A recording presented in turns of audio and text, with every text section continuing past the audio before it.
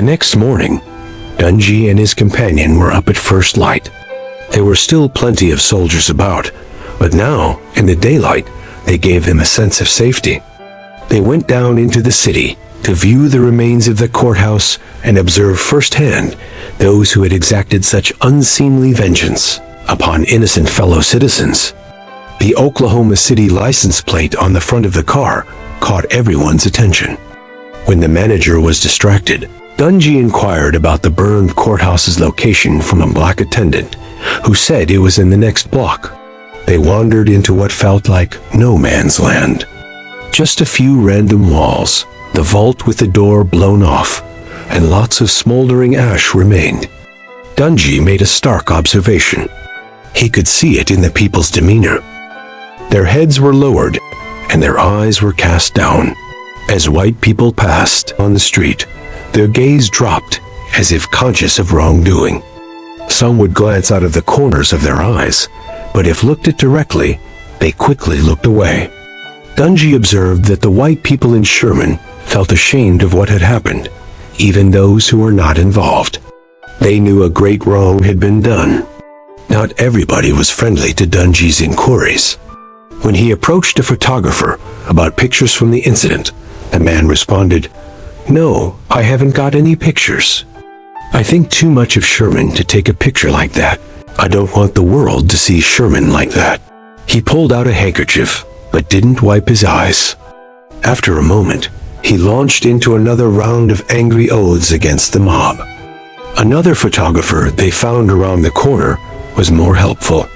"Yes, I have plenty of them," said the man in this shop when they explained what they needed. He reached up to a shelf and brought down a stack of pictures from which they selected 5 for Dunjee's newspaper, the Black Dispatch. Leaving downtown, they returned to the black neighborhood, where dozens of residents were waiting at the old black woman's home to tell the newspaperman more stories of the last 48 hours. Dunjee listened to more harrowing stories of black people hiding in ditches, creeks, and other isolated places. Stories of being run out of their homes with nothing but the clothes on their backs, only to watch their houses set on fire and their neighborhood destroyed. As one of their own, they trusted Dunjee.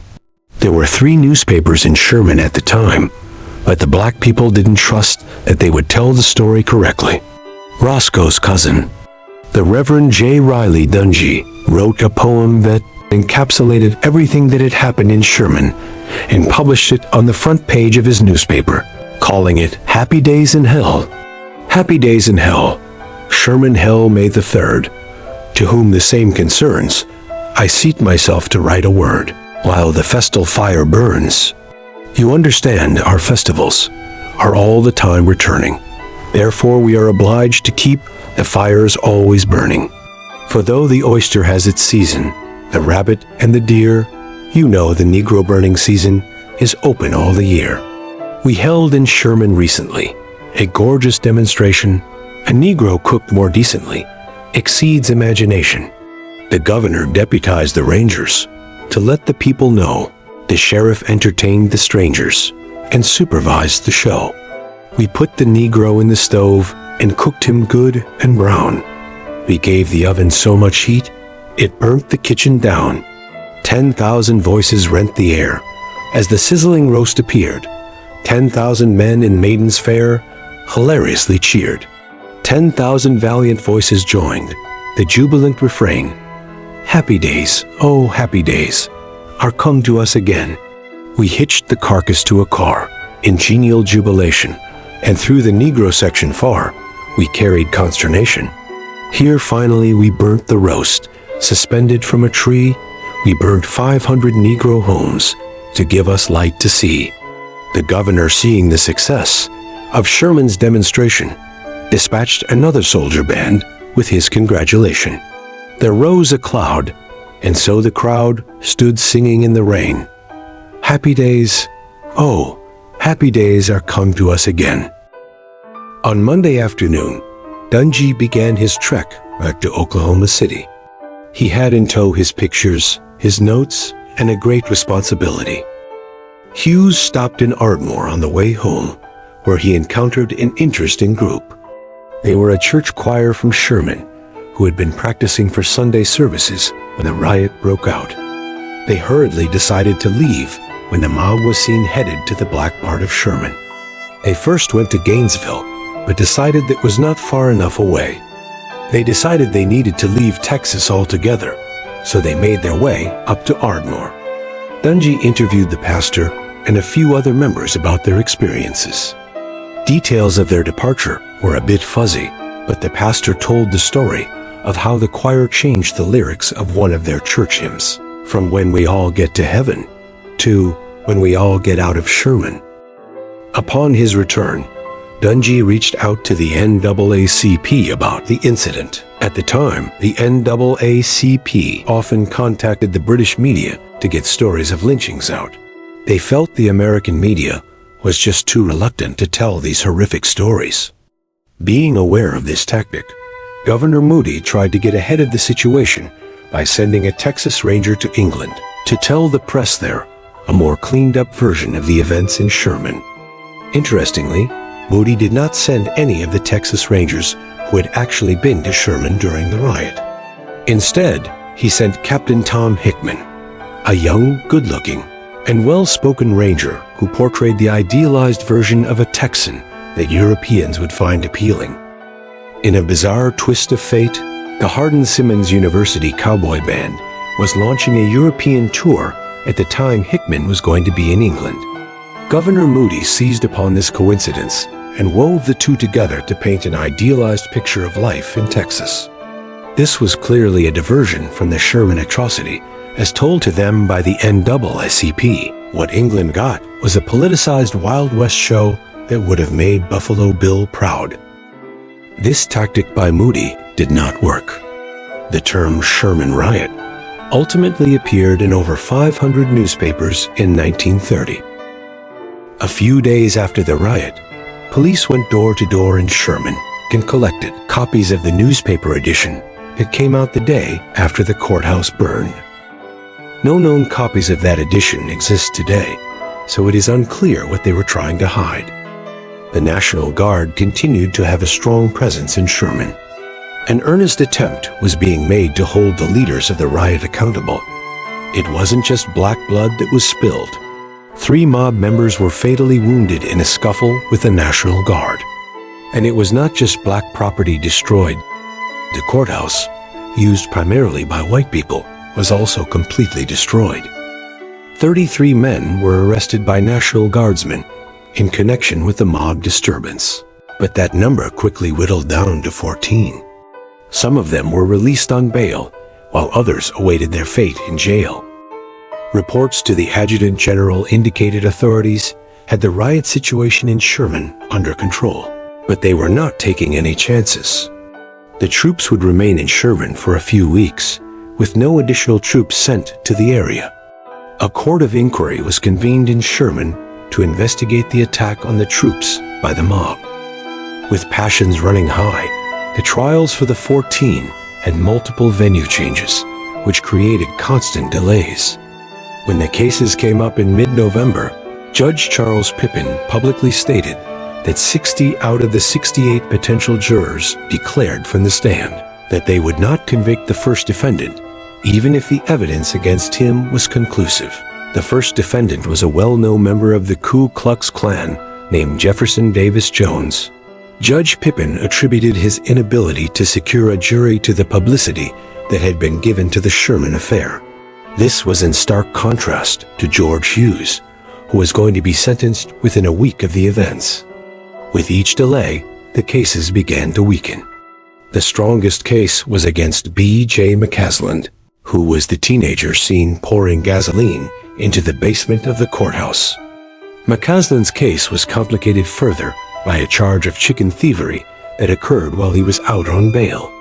He ultimately pleaded guilty and was sentenced to 12 years in prison, a sentence shortened in 1936 by a pardon from Governor Ferguson, who was famous for handing them out.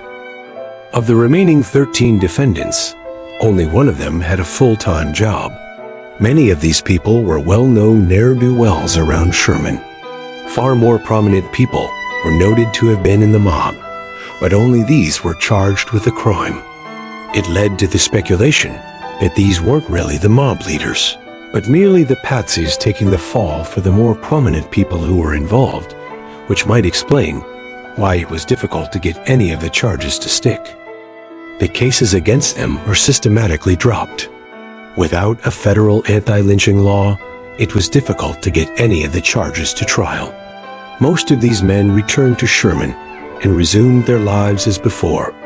Mentions of the riot became fewer and fewer as the years passed. In 1934, a new courthouse was erected, involving a 2-day ceremony with many local dignitaries speaking to large crowds. There is no record of anyone mentioning the riot. The newspaper only mentioned that the previous courthouse had burned down, implying it was some sort of accident. It was noted that many preachers went to the scene of the events that day, but did nothing to stop it. Pastor William Alexander said, one of the discouraging elements in the situation was the helplessness and ineffectiveness of the ministers of the community. I talked with a number of ministers who were on the square from time to time during the afternoon of the 9th, and one minister told me that he sat on his porch only a few blocks away while the mob was blasting the vault to secure the body. I could find no trace of any efforts on the part of these men to disperse the mob or to urge police officers to do so. There were more than 20 churches in the town. On Sunday, some sort of reference was made to the lynching in only 4 of the churches. On Monday, the ministers were called together by one of the younger pastors to discuss the riot. 10 of the 12 ministers and the YMCA secretary attended. A vote on whether to make a joint public statement on the incident failed, 4-8. A proposal to create a community fund to help rebuild the Negro community failed by a similar margin. So, was Hughes guilty? The newspapers and authorities of the time had no doubt that he was, but Dunjee and the black community were convinced that he wasn't. Could the truth lie somewhere in the middle? He did confess to the district attorney, but coerced confessions were very common at that time. Negro women who attended DeFarlo in the hospital claimed that she was uninjured and only suffered a few scratches on her hands. They saw no evidence of a sexual assault. The doctor who examined her neither confirmed nor denied that she had been raped. A year after the events in Sherman, a young sociologist and future civil rights activist visited Grayson County to get the whole story. His name was Arthur Raper, and he ultimately wrote a book called The Tragedy of Lynching, which chronicled all of the lynchings in the year 1930, based on his visits to the communities affected. The longest chapter in the book was about the Sherman story. He spent many weeks there. According to his research, Hughes was born and grew up in Petty, Texas, near Honey Grove in Fannin County. Raper uncovered that Hughes had a wife named Molly. They had 2 children. Molly emphatically asserted that Hughes had been guilty and that he had commented several times on Farlow's physical attractiveness, and that he had indicated his intention to sexually assault her. Molly claimed that Hughes went to the Farlow farm to find out whether his employer's wife would be there alone, and that he returned to attack her. She confirmed that Hughes was mentally unstable, saying he was crazy and had what she called spells. Hughes changed his name right before moving to Sherman.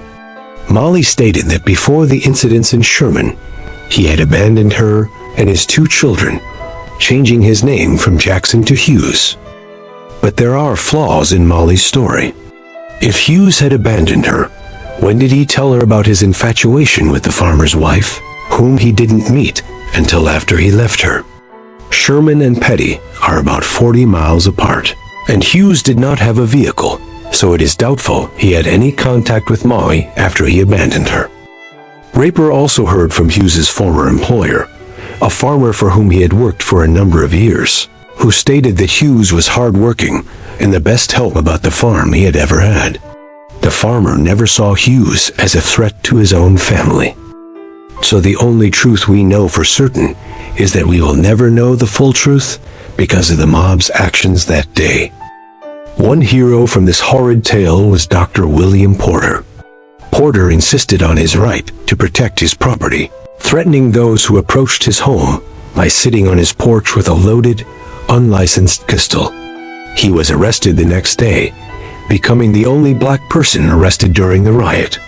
While he was in jail, his business was burned to the ground. An 1871 law banned carrying handguns in most public places, but it was selectively enforced. Porter, a black doctor in Sherman, was a well-respected citizen and an early civil rights advocate who helped establish black chapters of the Oddfellows, the Woodmen of the World, and the Frederick Douglass Society. He served on multiple boards of directors and was a featured speaker at various organizations around town. A letter sent to the NAACP requesting assistance specifically mentioned him by name. Dear Sir, I am addressing you with a few lines regarding that mobbing that happened in Sherman, Texas, and the burning of Negro homes. I wish you would have the federal government send troops there. The Negroes are scattered all along the roads. Over half of them have left. Many people are fleeing. They put one in jail. His name is Dr. Porter, for finding a gun in his home. The mob element says they are going to kill all the Negroes. The Negroes in Sherman, Texas need your help, so if you can do them any good, please do it for God's sake. Yours truly, Wesley Adams, Ardmore, Oklahoma. Porter eventually returned to his medical practice and remained in Sherman until his passing in 1934. Another notable figure was attorney William Durham, one of only 20 practicing black lawyers in Texas in 1930. He recalled, I stood in my front yard when white residents whom I knew made their way to my front porch with gasoline, intending to burn my home. Durham stood on his porch with another attorney, stared down the mob, and saved his home. That attorney was the very young future Supreme Court Justice, Thurgood Marshall. Marshall spent the next 2 years in Sherman, and in 1932, Grayson County was the only county in Texas where black people were allowed to vote in the primaries. This milestone was achieved thanks to the efforts of Durham and Marshall, who later described it as the single greatest achievement of his career. The 1930 Sherman Riot is a permanent scar on the community and serves as a reminder of the destructive power of mob mentality and racial injustice. The actions of the lynch mob that day obliterated any chance for a fair trial and obscured the full truth of what happened. Despite the violence and chaos, figures like Porter and Durham demonstrated remarkable courage and resilience. Their efforts, along with those of others, paved the way for significant civil rights advancements in Grayson County and beyond. The legacy of those tumultuous times underscores the importance of justice, equality, and the continuous fights against prejudices in all its forms.